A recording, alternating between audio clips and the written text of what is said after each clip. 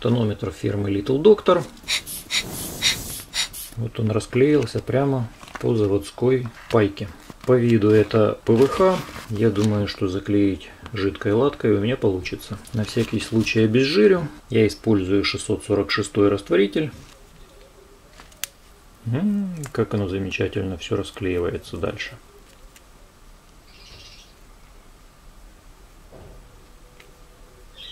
Я подложу полиэтилен, чтобы не прилипло к основе.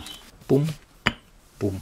Прошло 7 часов, но в принципе уже все заклеилось. Лишнее обрезать. И все готово.